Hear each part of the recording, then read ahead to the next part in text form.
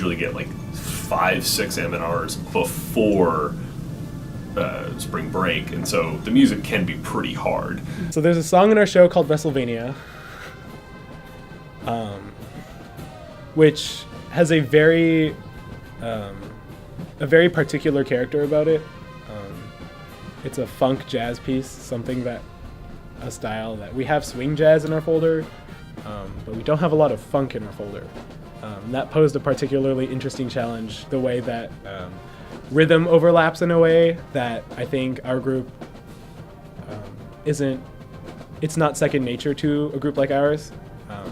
And so learning the parts, having to know the parts independently and having them fit together was a huge challenge.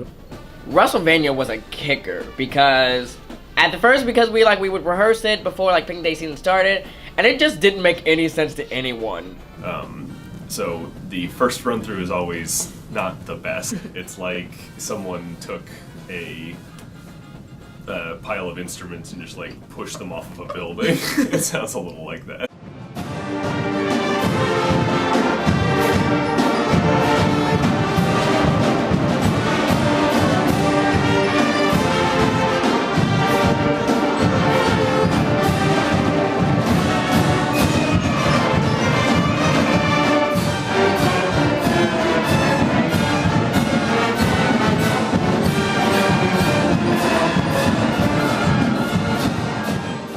But then, like, once we started, like, really getting into it, it was like, oh, this actually isn't that bad. This is actually really cool. There's a lot of really cool things underneath that we had to get through.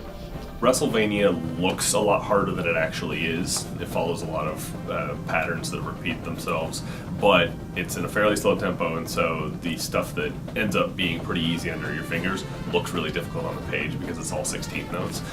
It's hard, and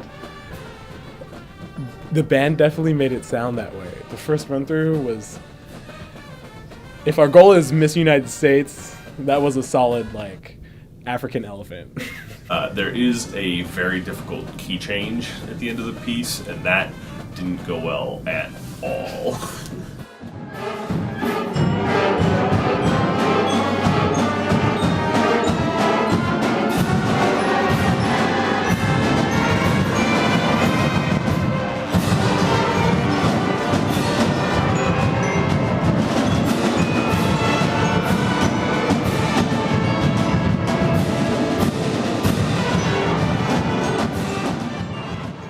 I was anticipating the duple triple change in Après to be a big challenge, but it didn't actually end up being that bad.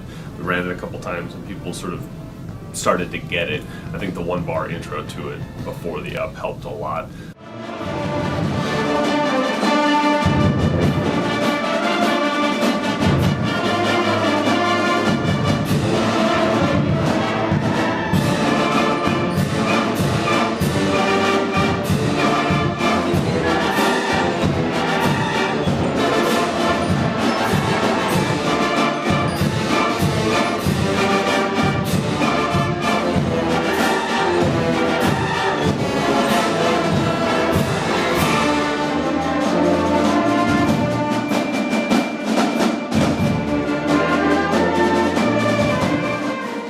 I was surprised that, like, the song that seemed to play itself the most immediately was Après.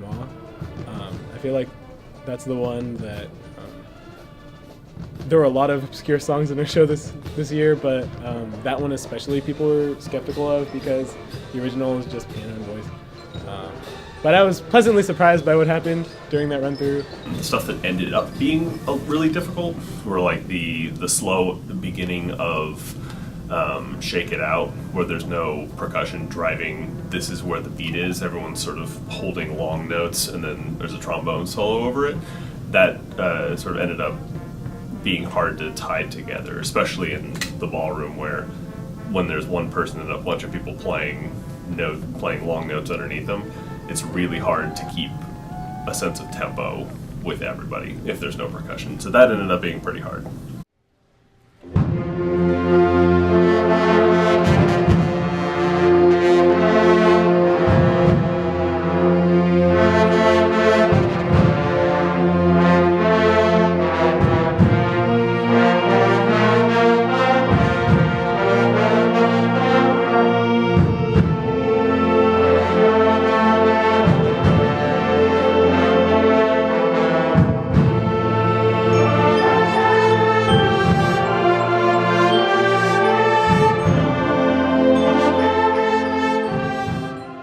it's challenging to convey a song like that without the words.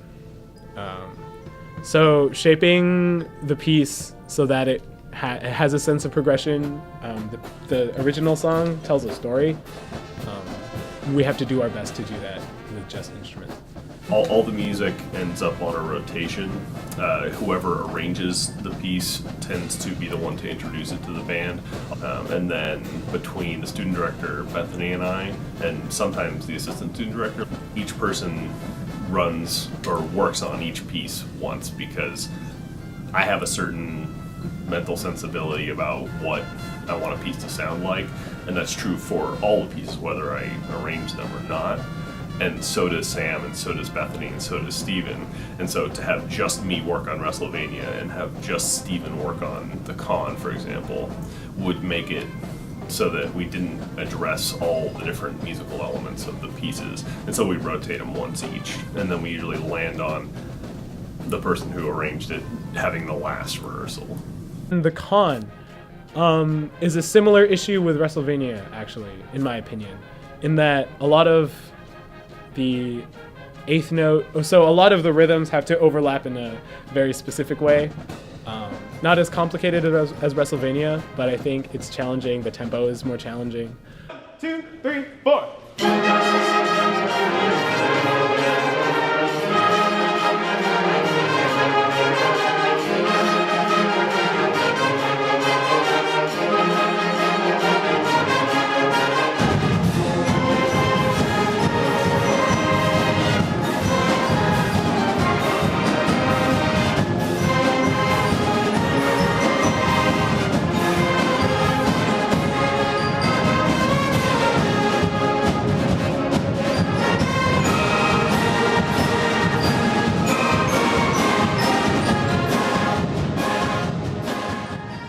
The bigger picture of the con, I think, is, again, something that our band is not used to. When we have a fast rally song, it's inherently quite simple because you're playing, The Offspring or whatever. It has 4 chords. It has blah, blah, blah. But I think the con is more layered. It's more complicated. It's more dense. I intentionally arranged it to be that way also. The con is more urgent. The con is more energetic in a different way.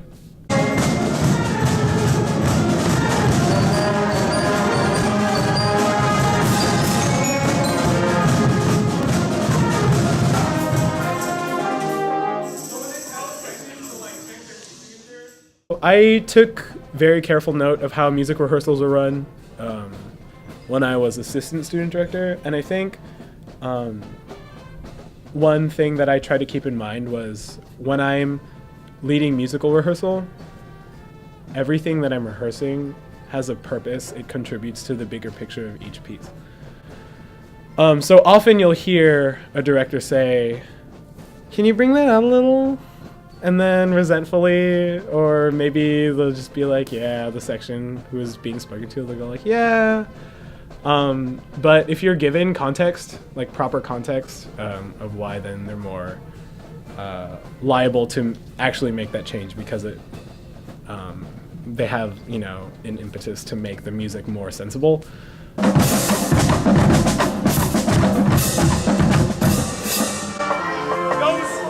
changes between the chords are not confident enough, okay? Yes, you're playing piano or whatever, but... You push on something, it doesn't happen, you come back to it later. You push on something, it doesn't happen, you come back to it later. You walk around to every sectional and say, "Hey, work on this part," and then the band comes back together. You push on it, it doesn't happen, you push on it, it finally happens. There's this, it's a magical thing. It's really, really cool. I like to be really fast-paced. People in band like to talk during rehearsal, so I talk as much as possible and for as little as possible, so that people don't have the chance to talk over me. The more purpose-driven I am and the more goal-oriented I am standing on the podium, the more people tend to sort of lock in with that and not talk. Right now, this is crunch time for rehearsal and we have to make everything as efficient as possible. Also work on memorizing, okay? So that when we put it to drill, you're like super comfortable with the music, okay? Well, maybe not super, you don't have to be super comfortable yet, but when we put our feet on the pavement and we're marching the music, it's not like, you know, learning a new language, okay? So, yeah. I'm worried about the con. It's fast. All of our other pieces, it's like that tempo. The con is here. The short show was very intensive. There was a lot of movement. The way that the melodies are, the melodies move very quickly. And putting that in context with the drill, I think is scaring people. I think especially there's a move in the beginning where we go 8 into pinwheels, and then pinwheels are like 24 count, and then it's like you have to go 6 to each 90 degrees of the pinwheel, which interacts with the music in a fairly non-conducive manner. That for me is the most obvious thing I'm worried about. Personally, for picnic day, I'm singing with DCC like right when battle starts. So I march in at 2, and my call time for DCC is like 2:30. So Sam and I were just like, and the thing is, he was like, wait, Steven, you should do it because you sing Honeybee. And I'm like, damn it, you're right. I'm excited for all of this to be over. I'm excited to finally just be living in the moment of something. I had my arrangements done before spring break. So all of this stuff that we had done has been in anticipation of a like 20-hour period. So I'm excited to just like, when it's Saturday, to just finally be living in the moment.